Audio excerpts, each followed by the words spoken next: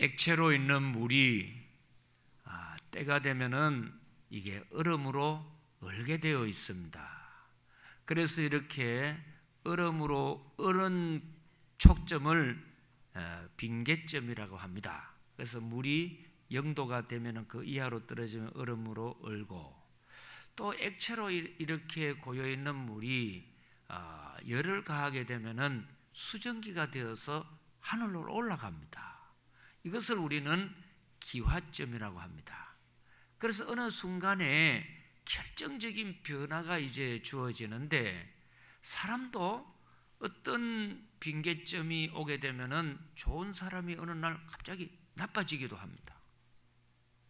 그리고 어떤 사람이 나쁘게 인생을 살다가 어느 순간에 물이 수증기로 되어서 하늘에 올라간 것이 좋아지기도 합니다.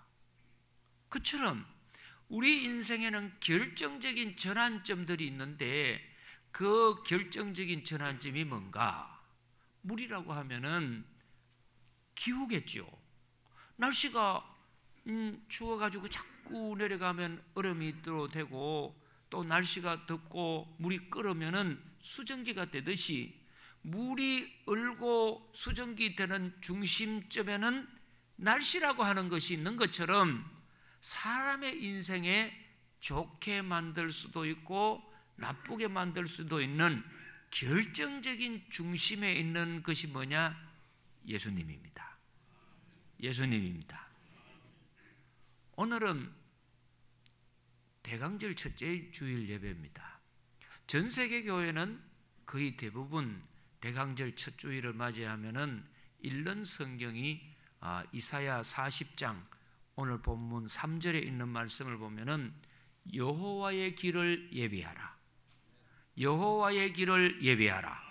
할렐루야. 그래서 이 여호와의 길을 예비하라는 말씀을 가지고 우리가 묵상을 하고 대강절을 지내려고 합니다. 그래서 예수님께서는 누가복음 3장에 보면은 세례 요한이 왔을 때 이사야에 했던 이 말을 그대로 인용을 합니다. 여호와의 길을 예비하라. 왜 우리는 이 이사야서를 이렇게 귀하게 보느냐 하면은 참 신기하고 놀라운 것들이 많이 있습니다. 여러분 보십시오. 우리나라가 독립을 하게 될 때에, 일본의 식민지에서 독립을 하게 될 때 기독교계에서는 놀라운 일이 하나가 있었는데, 그게 뭐냐 하면은 그동안에 영어로나 한문으로만 내려오던 한글 성경이 한글로 번역이 됩니다. 그래서 우리나라가 일제시대 때 어려움을 당하다가 한글 번역이 완본이 이제 나오게 되듯이, 이스라엘이 수천 년 동안 방황하고 떠돌이 생활했던 이스라엘 사람들이 독립을 하게 된 해가 1948년도에 독립을 합니다. 이 독립을 하기 전에 이스라엘에서도 놀라운 일이 일어났는데, 그게 뭐냐 하면은 이사야 성경의 원본을 발견합니다. 실제로 성서를 이제 공부해 보면은 의심드는 부분이 뭐냐 하면은 이 성경의 오리지널 텍스트라고 하는 원본을 못 찾았습니다. 1948년도 이전까지는 전부 사본이라 가지고 AD 200년에 뭐 시내산 사본, 알렉산드리아 사본, 바티칸 사본, 이게 다 예수님 오시고 난 뒤에 200년, 300년, 500년 때의 카피, 복사본이만 찾았지 원본이 없었습니다. 그러니까 많은 학자들이나 성경을 공부하는 사람들의 마음에는 이게 원본하고 지금 가지고 있는 성경하고 틀리면 우리는 잘못 믿는 게 아닌가, 이런 의구심이 많이 일어났습니다. 그래서 원본을 찾아보려고 해도 도저히 찾을 수가 없었는데, 너무너무 신기한 것은 이스라엘의 독립을 하게 되는 그 해, 독립하기 그 해 전에 하나님이 베드윈이라고 하는 목동들에게 통해서 성경을 발견하게 합니다. 아브라함 시대에 유목민으로 살아갔던 그 후예들이 지금도 똑같이 살아가는 사람들을 베두인족이라고 합니다. 이 베두인족은 양을 키워가지고 먹고 사는데, 하루는 그 사해 근방에 있는 그 쿰란이라고 하는 동굴이 많은 지역에 양을 몰고 가다가 양을 잃어버렸습니다. 어디에 양이 갔냐? 그래서 일일이 다 계곡을 다니기가 어려워서 양을 찾기 위해서 돌을 동쪽에도 던지고 서쪽에도 던집니다. 그러면 이제 이 돌을 던지는 곳에 양이 있으면 이렇게 떨어지는 소리 듣고 놀래가지고 소리를 지르면 거기 이제 찾아갑니다. 그래서 돌을 던지는데 그 지역은 동굴이 많은 지역인데 그 동굴에 다 들어갈 수 없으니까 돌을 던져 넣었더니 어느 동굴에 돌을 던지니까 돌 떨어지는 소리가 다른 겁니다. 돌이 바위에 떨어지면은 바위하고 부딪히는 탁 소리가 날 것 아닙니까? 그런데 돌을 던지니까 항아리 깨지는 소리가 납니다. 이상하다. 어떻게 항아리가 동굴에 있어? 그래서 이제 이 목동이 들어가 가지고 항아리를 보니까 그 안에 가죽 종이의 책들이 여러 권 있습니다. 이게 뭔가 싶어 가지고 그 항아리 이제 안 깨진 부분을 들고 자기 동네에 와 가지고 고물상한테 넘겨줍니다. 그런데 이 고물상도 보니까 파피루스라고 하는 하고 그리고 이제 책들이 많이 있는데 뭔 내용인지 모르니까 이것을 이제 나중에 학자들에게 조사를 했습니다. 그랬더니 놀라운 것이 그때 나온 성경이 뭐냐 하면은 예수님 당시의 성경이 나온 겁니다. 그래서 이거를 이제 수천 년 동안 동굴 항아리에 있으니까 만지면 자꾸 어스러지고 이게 펴올 수도 없고 하니까 이게 이제 특수 약품 경화제라고 해서 먼지같이 부스러지지 않도록 약품 처리를 하고 해독을 하는 데는 엄청난 돈이 예산이 되니까 미국의 유택의 재벌이 되는 록펠러에게 부탁을 해가지고 그거를 다 해독을 합니다. 그랬더니 예수님 당시의 성경 창세기, 출애굽기 이런 것들은 부분 그냥 쪼가리 정도만 나옵니다. 그런데 신기하고 놀라운 거는 이사야 성경은 전체가 그대로 나온 겁니다. 여러분 이사야가 1장에서 몇 장까지 있는지 아십니까? 여러분 정 관심이 없는 모양인데요. 한번 물어보겠습니다. 구약 성경은 전부 몇 권으로 되어 있습니까? 그냥 찌끄리면 안 됩니다. 이거 나온 대로 하면 안 되고 구약 성경은 전부 39권이죠. 신약 성경은 전부 27권입니다. 제 말이 맞습니까? 그러면 39권, 27권을 더하면 도합 얼마입니까?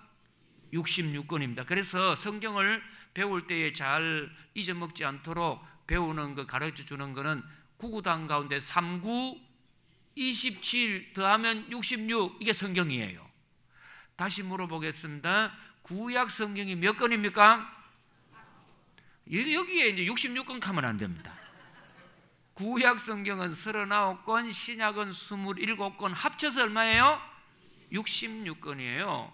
근데 너무 신기한 게 예수님 당시에 다른 성경은 일부분에 불과했지만은 이사야서만은 1장에서 66장 전권이 100% 보존되어 나온 겁니다.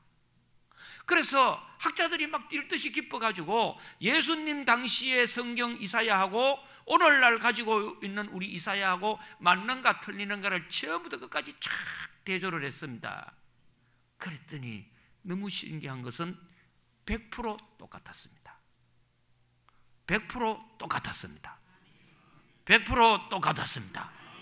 이거는 뭐냐? 하나님의 말씀은 1.1핵이라도 변함이 없느니라. 10년이면 강산이 변하고 천지도 바뀌지만 하나님 말씀은 변함이 없습니다. 그래서 학자들 간에 이제 이런 의구심이 생겼습니다. 하나님이 그 오랜 생활 2000년 동안 성경을 보존해 주시는데 다른 성경은 100% 다 보존 안 해주고 일부분 그냥 쪼가리 정도만 이렇게 하셨는데 왜 유독 이사야서만 이렇게 완벽하게 100% 그렇게 보관하신 하나님의 의도가 뭘까? 그럴 때에 거의 많은 학자들의 답이 뭐냐? 구약 성경 39권 가운데 예수님에 대해서 가장 많은 예언을 하고 예수님에 대해서 가장 많은 증언을 하고 예수님에 관해서 가장 상징을 많고 예수님에 관한 가장 내용이 많은 성경이 어디냐? 이사야라는 겁니다. 그래서 하나님은 이 세상을 다 귀하지만은 가장 귀하고 보관하고 오랫동안 붙잡아 주시는 것은 예수님을 담고 있는 성경이고, 예수님을 담고 있는 인생이고, 예수님을 전하는 인생이고, 예수님이 계시기 때문에 이사야서를 가장 했다는 거죠. 그런데 이제 이사야가 이렇게 하나님이 귀하게 보는 성경이니까 하나님을 믿는 우리는 응당 구약 성경 중에 제일 귀한 책 중에 하나로 무슨 성경을 여겨야 합니까? 이사야입니다. 그러면 이사야는 1장에서 66장이니까 성경이 전체 66권이듯이 전체가 1장에서 66장입니다. 그리고 이 이사야는 펴보면 크게 두 부분으로 나눠집니다. 몇 부분이라고요? 두 부분인데, 첫째 부분은 이스라엘 백성이 하나님 앞에 불충성하고 믿음 생활 안 하니까 70년 동안 바벨론의 포로로 붙잡혀 가서 고생하고 노예 생활하고 종살이하는 내용을 기록합니다. 이 내용이 어디까지 기록이 되느냐 하면은 이사야 1장에서 구약 성경이 전부 몇 권이라고요? 39권 되듯이 고생하고 바벨론 포로로 붙잡혀 있던 내용들이 39장까지 쫙 나옵니다. 그리고 40장부터 마지막 66장까지는 뭐가 내용이 나오느냐, 너희가 포로의 쇠사슬에 맺히고 종살이 해가지고 그 저주의 모든 것을 끊고 이제는 자유함을 받고 하나님의 자녀를 누리고 평안을 누리고 모든 저주가 끊어지고 축복의 출발점으로 삼아주겠다. 이게 이제 첫 번째 내용입니다. 그리고 두 번째 내용이 뭐냐면은 너희들이 쇠사슬만 끝났다고 끊어지는 것이 아니고 마치 뭐 같으냐, 10달 동안 뱃속에다가 아이가 놓는다고 그 아이가 다 사는 게 아니고 성장하고 자라고 양육하고 크는 것처럼 너희들 앞길에 내가 길을 열어주겠다. 길을 열어주겠다. 그래서 좁은 길을 가는 골짜기 길을 가가지고 힘들고 어려운 길이라면은 내가 너희들에게 대로를 만들어주겠다. 닫힌 문이라면 문을 열어주겠다. 할렐루야. 그뿐만 아니고 너희들이 살아가는 동안에 세 번째로 하나님의 말씀이 내 삶 속에 믿은 대로 현실이 되고 응답이 되고 이루어지는 걸 보게 해주겠다. 그게 이사야서 40장부터 66장까지의 내용이 크게 세 가지입니다. 자, 그러면 우리 성도님들 저를 한번 보십시오. 전체 성경이 총 몇 권이라고요? 구약이 얼마라고요? 신약이 얼마입니까? 27권입니다. 그러면 이사야는 전체가 66장인데 전반부 구약에 해당하는 39권은 이스라엘의 메시아가 올 걸 예언하고 고생하고 저주받는 일들이 소개되고 40장에서 66장까지 바로 몇 권입니까? 몇 장입니까? 27장은 뭐에 대하느냐? 희망을 노래합니다. 자, 그래서 오늘 이 본문 한번 보겠습니다. 어떻게 이제 이 대강절에 주님께서 말씀을 하시느냐? 1절, 2절을 제가 읽어드립니다. 너희 하나님이 이르시되 너희는 위로하라, 내 백성을 위로하라. 너희는 예루살렘의 마음에 닿도록 말하며 그것에게 외치라. 그 노역의 때가 뭐했다고요? 종살이 때가 끝나고 노예의 때가 끝나게 해주겠다. 그 지약이 사함을 받았느니라. 모든 죄를 흰눈같이 용서해 주시고 덮어주시고. 할렐루야. 다른 말로 하면은 너희들의 모든 인생이 끝나기를 원한다면은 그 전환점이 뭐가 되어야 하느냐? 여호와의 길을 예비하듯이 예수님을 위하여 살겠다고 내 마음에 작정을 하고 입술로 고백을 하고 첫걸음을 내딛는 순간부터 내가 너로 하여금 매여 있는 과거의 모든 쇠사슬을 풀어주겠다. 닫힌 문은 열어주겠다. 어두움은 빛으로 해주겠다. 그 전환점의 첫 단추가 뭐냐? 예수님을 위하여 길을 예비하겠습니다. 조금 다른 말로 내 삶의 방향은 이제는 세상이 아니요, 물질이 아니요, 쾌락이 아니요, 정욕이 아니요, 예수님 위하여 살겠습니다. 그러면은 내가 너의 묶여있는 모든 것들을 풀어주겠다. 저주도 풀어주고 문제도 해결해주고. 그리고 두 번째가 뭐냐? 자, 4절 보십시오. 3절 제가 읽어드립니다. 외치는 자의 소리여 이르되 너희는 광야에서 여호와의 길을 뭐 하라고요? 예비하라. 사막에서 우리 하나님의 대로를 평탄케 하라. 이렇게 이제 여호와의 길, 예수님을 맞이하기 위해서 준비하고 첫걸음을 내딛는 순간에 하나님은 어떻게 해주시느냐? 4절에 보니 골짜기마다 돋워지고 산마다 언덕마다 낮아지고 평평하게 해주고 고르지 아니한 곳이 평탄하게 되며, 다 같이 읽어봅시다. 험한 곳이 평지가 될 것이요 여호와의 영광이 나타나고 모든 육체가 그것을 함께 보리라. 이는 여호와의 입이 말씀하셨느니라. 아멘. 지금 여호와의 길을 준비하고 예비하고 내가 이제부터 예수님을 위하여 살겠습니다라고 마음에 작정을 하고 입으로 고백을 하고 첫걸음을 내딛으면 저주가 끊어지고 어둠이 빛으로 바뀔 뿐만 아니고 내가 나아가는 앞길을 예비해 주신다. 예비해 주신다.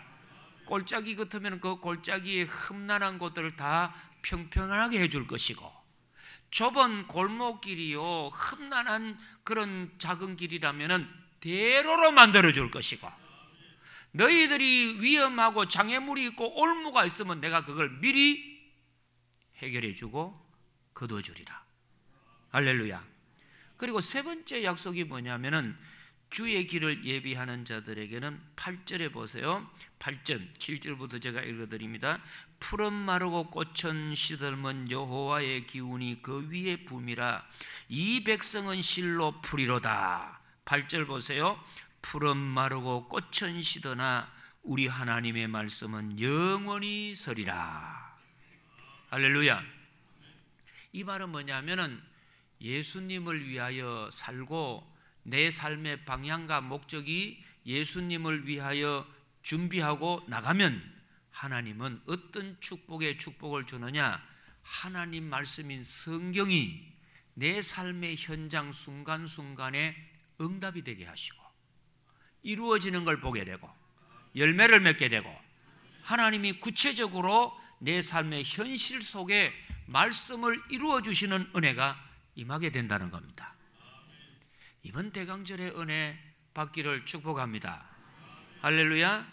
그래서 이사야 40장부터 66장의 내용은 이 세 가지, 어떻게 포로의 족쇄에 있는 이스라엘 백성이 그 포로의 족속에서 풀어지고 나가는 길이 가는 곳마다 장애물이고 어려움이 다 주님이 미리미리 해결해서 평탄한 대로의 길을 걷게 되고, 그리고는 마지막에 적과 꿀이 흐르는 가나안 땅에 들어가므로 하나님의 약속의 말씀이 말씀으로만 끝나는 것이 아니고 내 삶 속에 응답이 되게 하시더라는 겁니다. 그 중요한 시점, 출발점에 뭐가 되느냐? 너희들이 이제부터는 여호와의 길이라고 하는 예수님을 준비해라. 예수님 위하여 준비하라. 예수님 위하여 내가 살아갈 길을 작정하라. 그러면 이런 은혜를 주신다는 겁니다. 죄송스럽습니다만은 제 개인적인 이야기를 한번 드리겠습니다.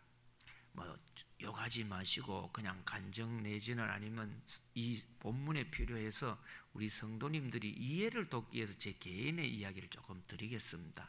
저는 저 김천 지뢰라고 하는 시골에서 태어났습니다.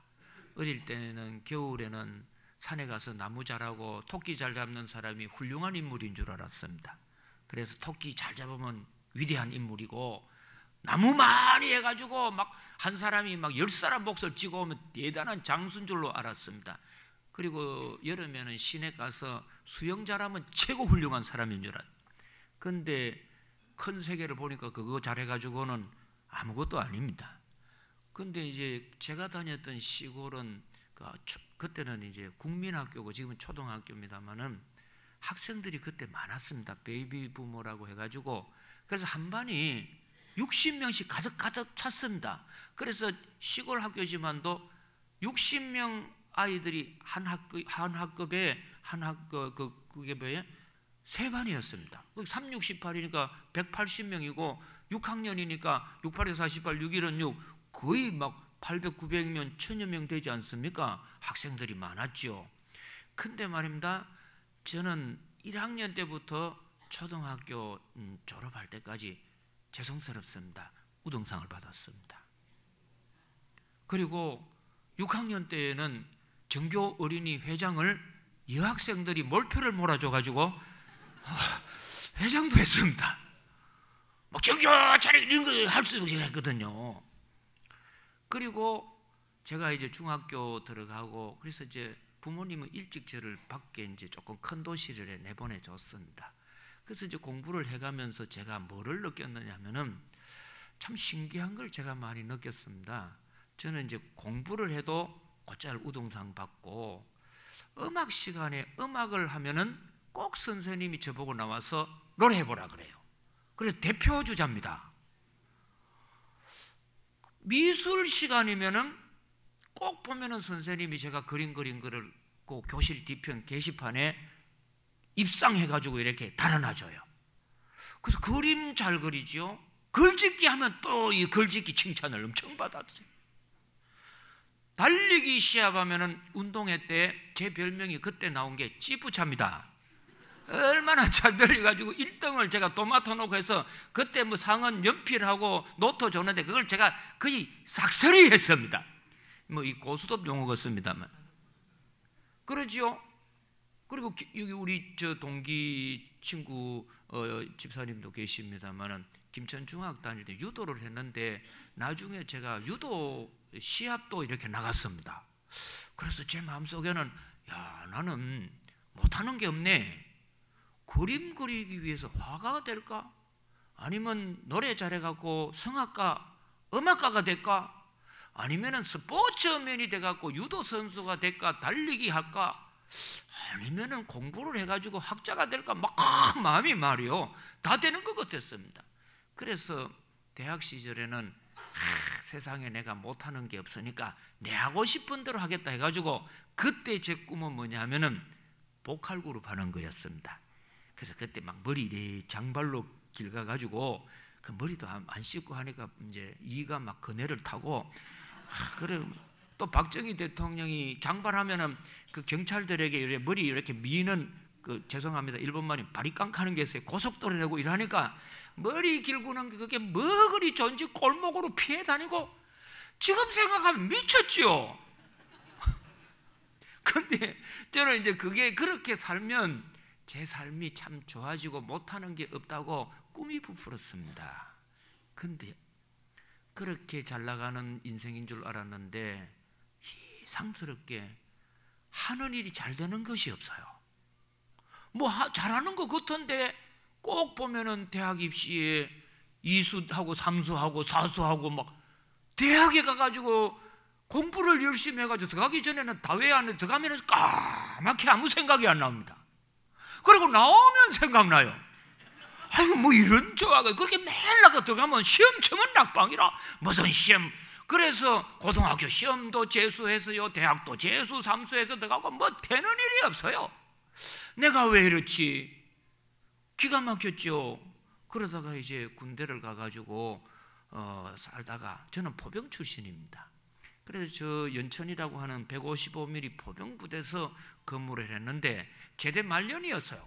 제대 말년에는 이제 이렇게 열회를 하지 않습니까? 그런데 거기는 마침 그 밖에 매복 근무라고 해가지고 밖에 보초를 서게 해줍니다. 근데 거기에 한탄강이 이렇게 철교가 놓였고 양옆에 이제 도로가 있습니다.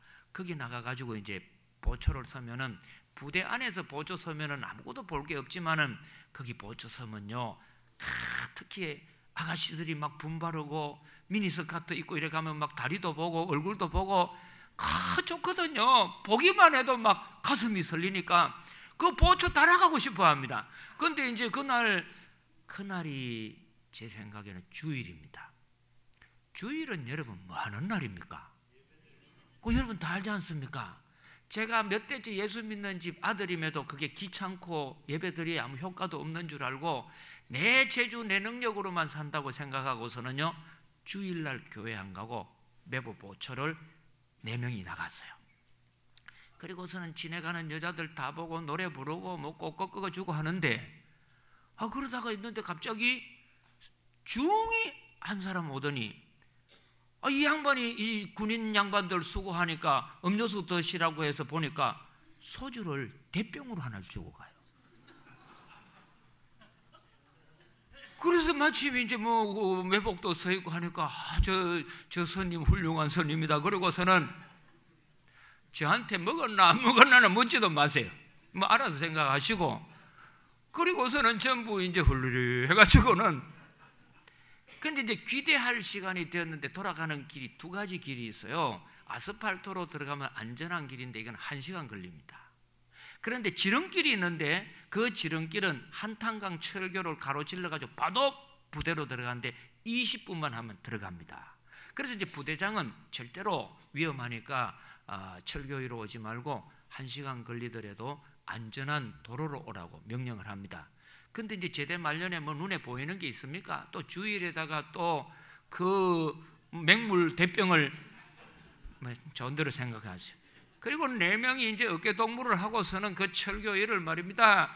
오동추야 다리 발가고 이래 오는데 갑자기 그 인하공대 다니던 친구예요.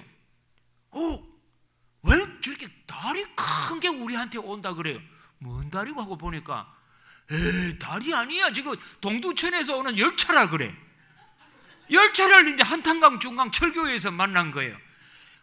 이제 죽었다 싶어가지고 뒤로 도망을 가려니까 도망가다가 깔려 죽겠고, 바로 정면으로 가다가 나면 박살나 죽겠고, 야 이거 우리 어떻게 사냐고서는 4명이 막 위급해가지고 하다가 우리가 살 길은 밑으로 철교 밑으로 내려가자 해가지고 철목인 철교가 이래 있으면 총대를 이렇게 해가지고서는 평행봉의 밑으로 싹 내려가듯이 그 철교 밑으로 싹 내려갔습니다.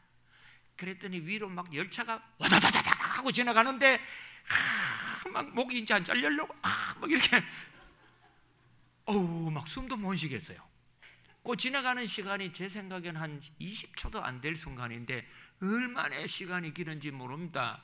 그리고 났는데 다 지나가고 나서 목을 만지면서 우리 살았다 하고서는 올라왔어요. 그런데 그때 동아대학 나온 친구가 막 얼굴이 사색이 되면 큰일 났다 그래. 왜가 했더니 그 철교 밑으로 평행봉 후리하듯이 밑으로 내려가다가 총을 떨어뜨린 거예요. 총 떨어뜨리면 이게 큰일 나거든요. 근데 그때 이제 뭐 사실대로 대대장에게 보고하고 벌 받으면 되는데 그 출발이 나쁘니까 인간적인 생각이 또 나온 거예요. 그러면서 그 총 잃어버린 사람하고 둘이가 훔치려고 하자. 총 훔치려고 하자. 그래서 마침 다른 부대가 그 진지에 훈련하러 나와 있는데 거기에 2 사람이 각계 전투 배운 대로 낮은 포복 높은 포격에 봐가지고 총을 훔쳐왔어.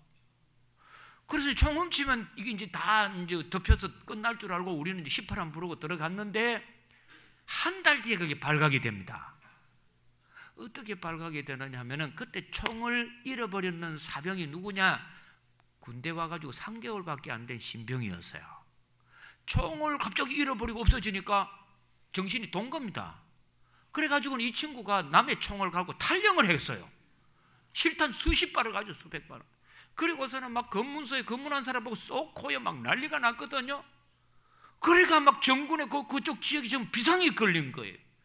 비상 걸리죠. 막 이러니까 이제 엎친데 덮친국으로 막 문제가 파급이 되는데 이게 간단치 않은데 우리는 그게 무사히 지나갈 줄 알았는데 총에는 뭐가 있는 줄 아세요? 번호가 있어요. 잃어버린 총 대신하면 될 줄 알았는데 딱 방첩대에서 와가지고 총 다 검사해가지고 1달 만에 그 친구가 잡혔어요. 그리고선 불어라 해가지고서는 둘이는 직접 갖고 이영식이 하고 지금 저 경산에 만두집 하는 친구 있어요. 그 친구는 망을 봤거든요. 그랬더니 2명 친구 장본인이라고 현장에 갔던 2명은 육군 중에 제일 무서운 교도소 남한산성에 갔습니다. 그 가면은 폐인이 된다 하거든요. 동아대학 다녔던 그 친구를 나중에 한번 전화를 해보니까 폐인이 되었어요. 둘이는 같이 망봤다 해가지고, 이놈의 자식들도 망봤다 해가지고 헌병대 구치소에 가가지고 일주일 제가 철창 타고 왔습니다. 그 헌병국의 박씨인데 얼마나 못되게 했는지 그 뒤부터 좀 박씨에 대한 이미지가 안 좋아요. 그러면 안 되는데 말이에요. 아니 다른 그 헌병들은 덜한데 그 양반만 들으면 못되게 어제 죄지 없는 놈이 가만히 있어 삼선 철창에 부탁하면 이제 철창 요래 1선, 2선, 2선, 3선에 원숭이 같이 달랑달랑 붙어야 됩니다. 그러면은 그냥 있으면 되는데 자 같은 걸 와가지고 손가락을 때려요. 그럼 턱 놓고 떨어지면 또 떨어졌다고 발로 막 마사지를 해줍니다. 그런데 금요일 되니까 이제 하루 놔두고 가는데 그게 일주일이 아니고 10년도 더 되는 것 같은데 그때 마침 소식이 오는데 장교 기독교 신우의 부인들이 이거 규치소 예배드리러 온다는 거예요. 아이고 얼마나 좋은지 이거 예배 드리는 동안에는 기합 안 받겠다 싶어가지고 예배를 얼마 드립니까 물었더니 30분 약속되어 있대.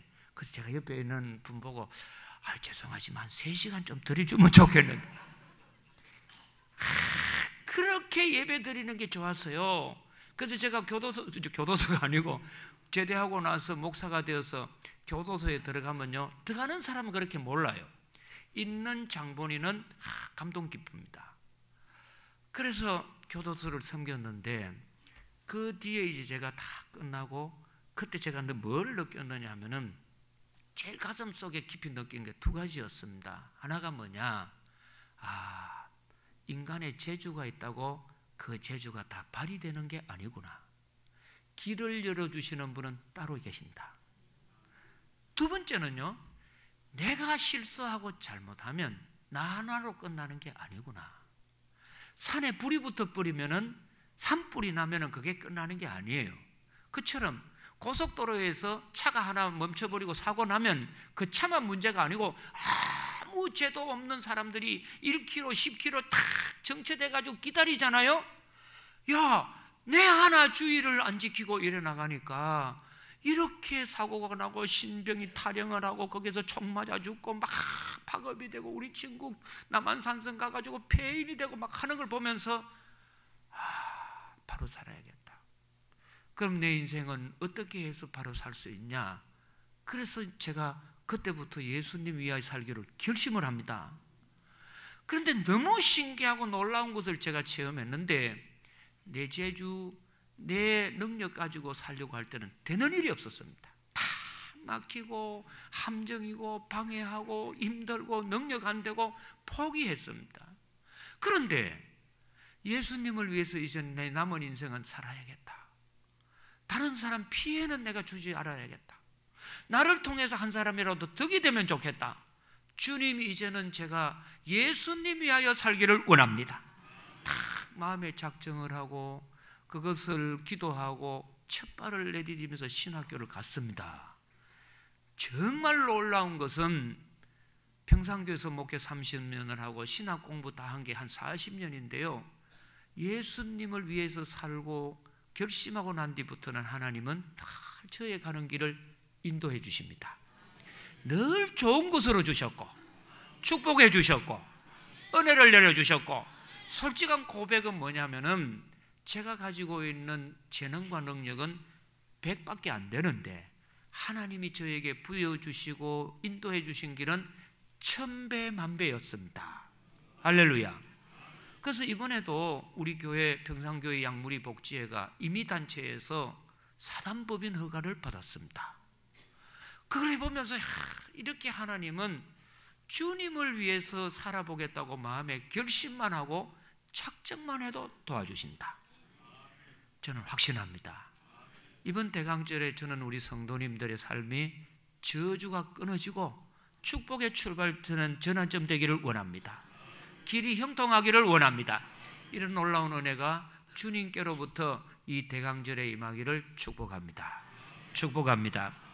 하나님 아버지, 오늘 우리 성도님들 이스라엘 백성들의 저주가 끊어지고 축복으로 시작하며 골짜기가 메워지고 함정이 다 파괴되어서 평탄한 대로로 만들어 주시고 하나님의 말씀이 이루어지는 것을 삶 속의 현장에 목격하는 첫 걸음이 여호와의 길, 예수님을 위하여 살겠다고 마음에 작정하는 순간, 말로 고백하는 순간, 첫 발을 내딛는 순간 하나님이 역사하셨습니다.